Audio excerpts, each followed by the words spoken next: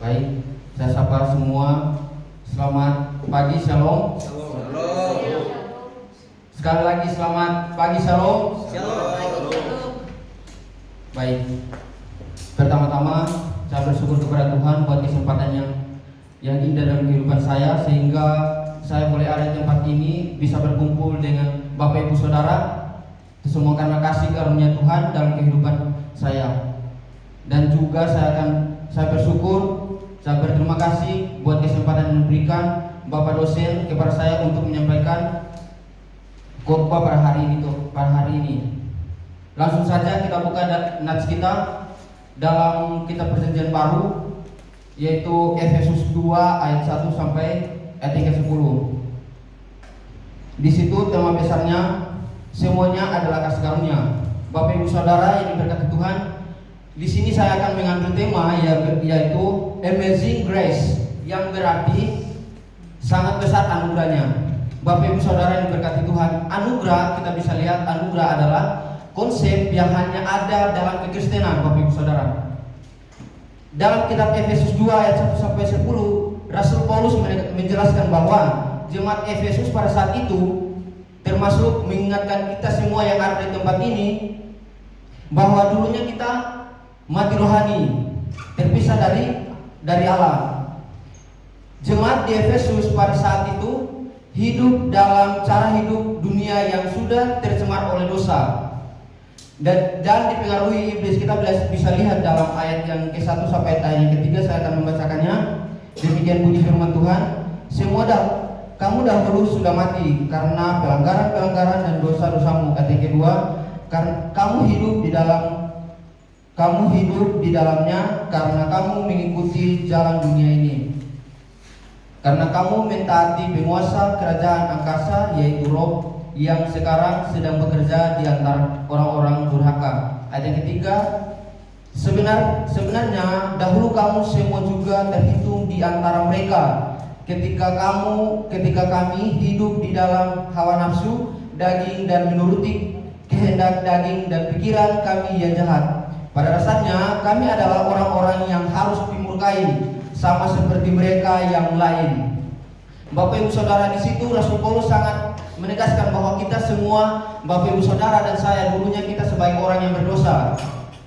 Bahkan kamu begitu cemarnya sehingga banyak orang yang merasa baik-baik saja hidup dalam dosa. Tetapi ketika kita memahami dosa dari sudut pandang Alkitab, kita bisa lihat dalam 1 Yohanes 3 ayat yang ke-4. Saya akan membacakannya. 1 Yohanes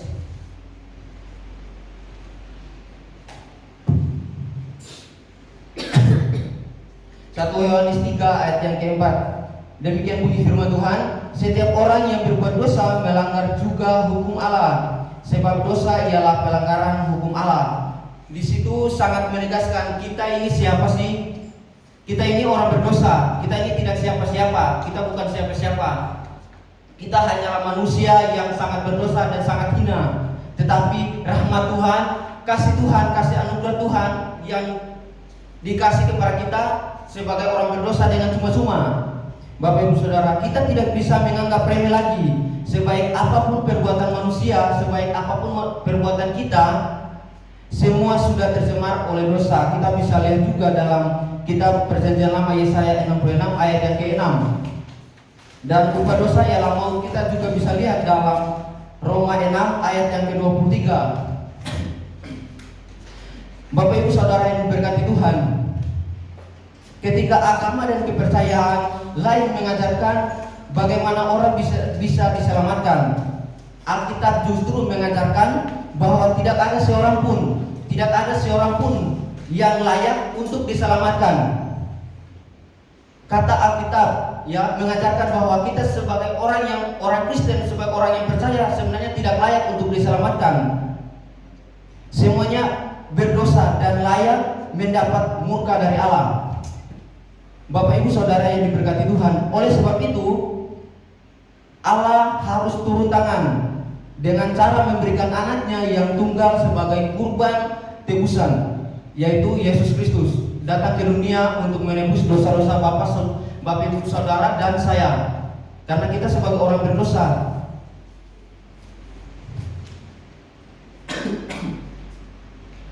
Bapak Ibu Saudara yang diberkati Tuhan, Allah memberikan anugerah supaya manusia bisa diselamatkan melalui persatuan dengan Kristus. Persatuan dengan Kristus itu bagaimana sih? Persatuan dengan Kristus, bagaimana kita menyadari anugerah yang begitu besar dalam kehidupan kita. Kan kita sebagai orang berdosa, kita harus merespon itu, kita harus terus menerus dengan Tuhan, bergaul dengan Tuhan. Ayat yang keempat sampai yang ketujuh, ketika Allah menyelamatkan, kita bisa lihat juga ayat yang kelima sampai ayat yang kelima dan ayat yang ke-8 memiliki makna bahwa Dia bertindak sehingga manusia bisa terlepas dari keadaan bahaya. Bapak Ibu Saudara yang diberkati Tuhan, namun juga memberikan hidup yang baru untuk kita. Memberikan hidup yang baru ini seperti apa? Ya, memberikan hidup yang baru artinya kita dulunya sebagai orang berdosa, kita harus menyadari itu, kita sebagai orang berdosa kita harus lahir baru. Lahir baru, yang namanya lahir baru berarti semuanya baru, tidak ada yang lama-lama. Ya dulunya, contohnya dalam pribadi saya saja, dulunya kita dari kampung peminum keras, ya kan, peminum miras, merokok. Tetapi ketika kita mengenal Tuhan, menyadari panggilan kita yang sesungguhnya, ya kita melakukan sebaik-baik, kita harus berhenti dari merokok maupun minuman keras. Bapak Ibu Saudara yang diberkati Tuhan, di sini Rasul Paulus menggunakan kata anugerah. Kata anugerah di sini dalam bahasa Yunaninya yaitu charis. Bukan hanya berarti pemberian yang murah hati, tetapi juga ada tekanan bahwa itu diberikan tanpa melihat penerima layak atau tidak. Bapak Ibu Saudara, ayat yang ke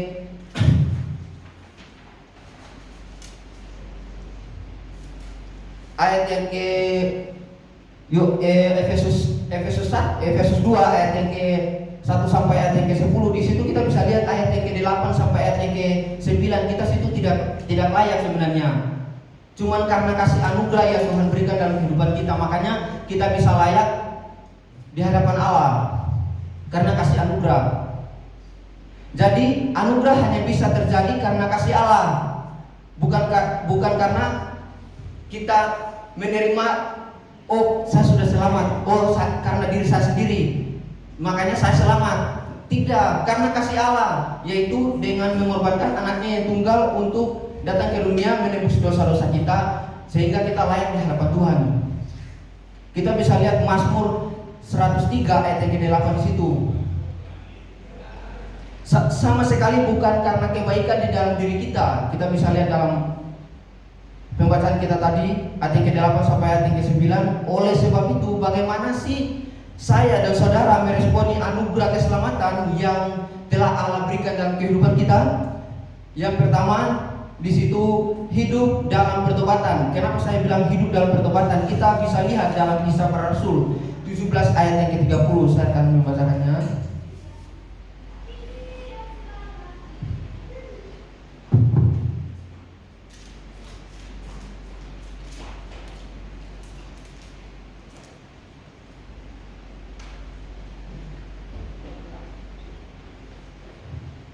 Demikian bunyi firman Tuhan, dengan tidak memandang lagi zaman kebodohan, maka sekarang Allah memberitakan kepada manusia bahwa di mana-mana semua mereka harus bertobat. Bapak Ibu Saudara, kita ini harus bertobat. Jangan cuma kita bilang, oh saya sudah lahir baru, tetapi kelakuan kita bukan lahir seorang yang sudah dilahirkan baru.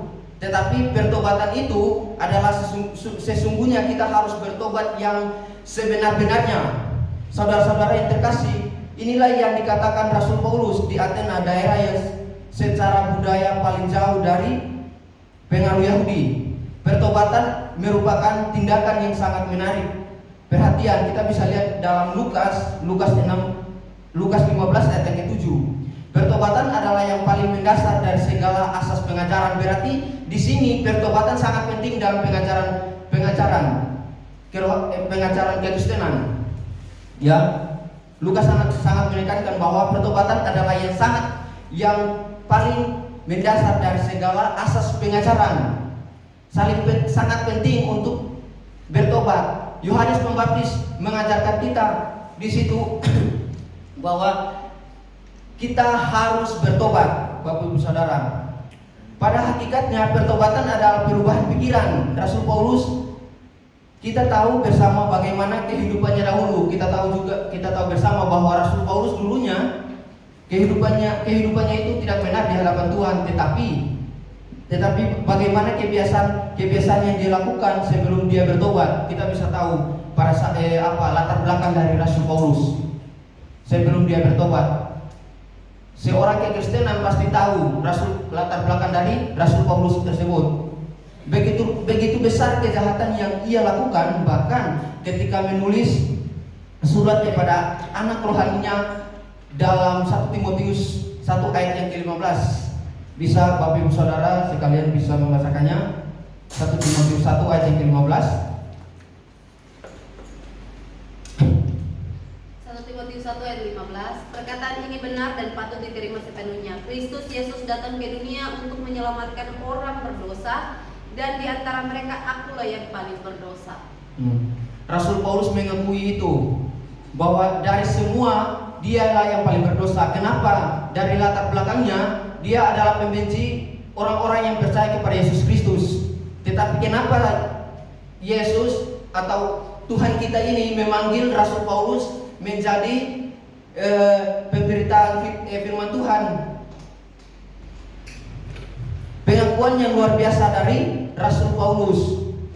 Perjumpaannya dengan Tuhan menjadikan dirinya hidup dalam pertobatan.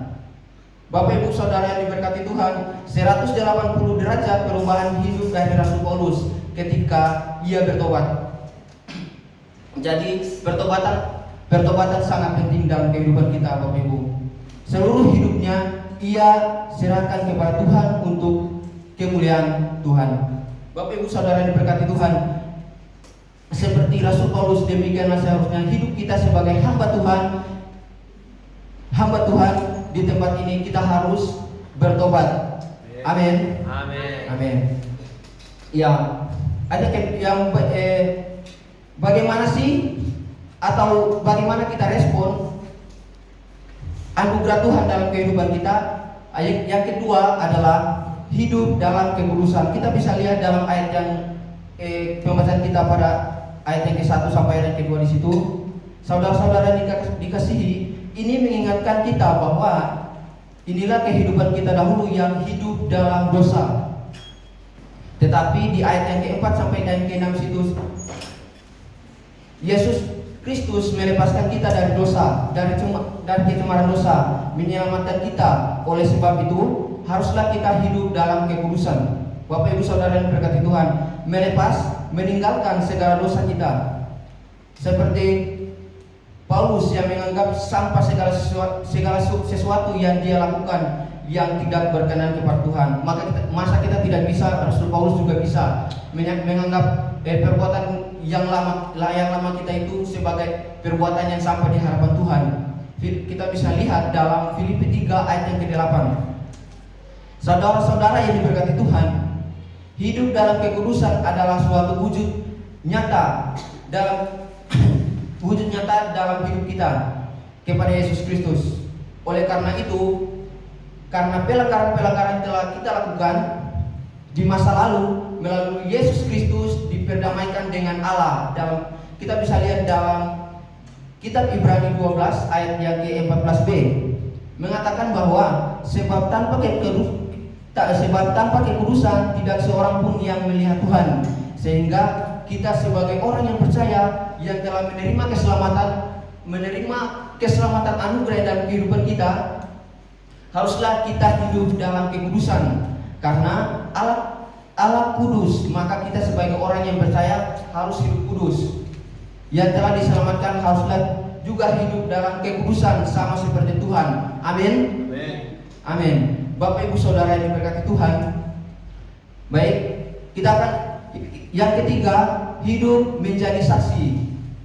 Kita bisa lihat dalam Kisah Para Rasul pasal yang ke-1 ayat yang ke-8 di situ.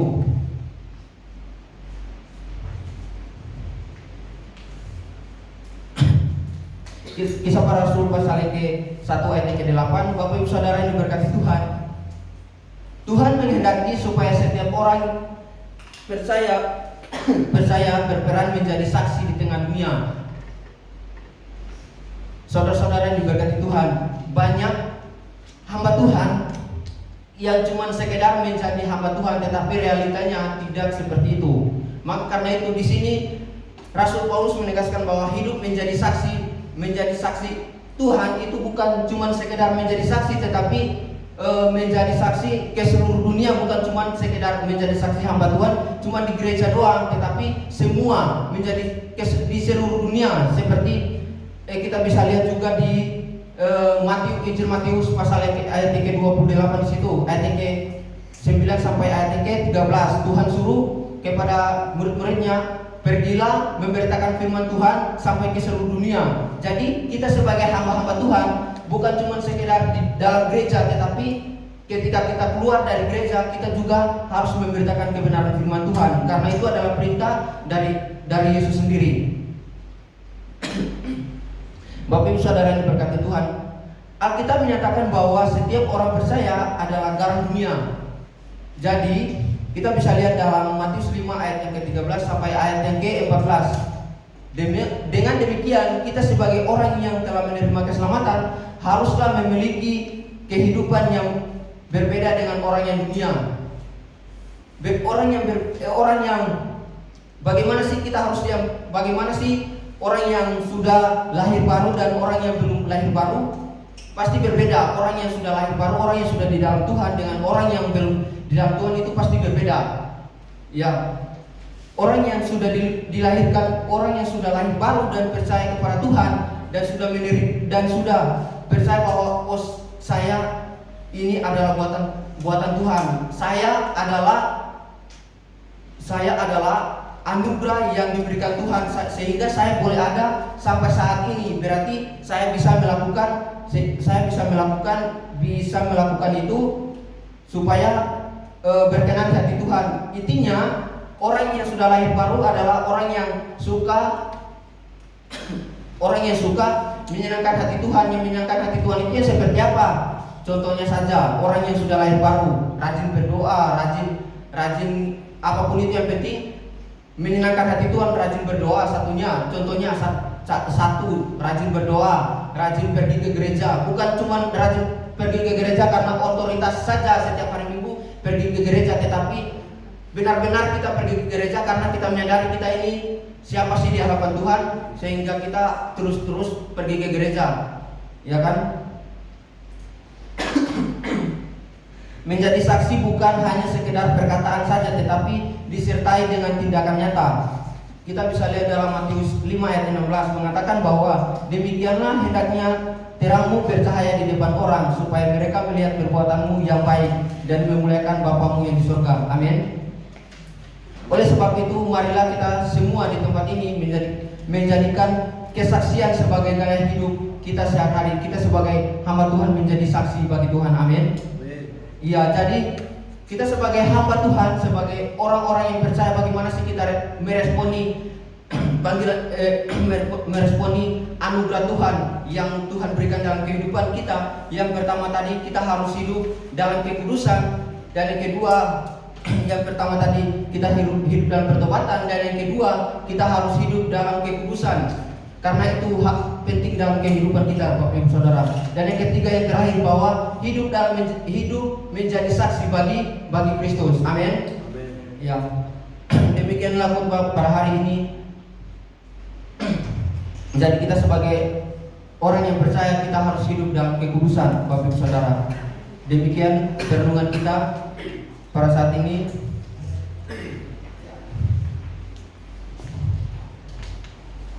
Amin.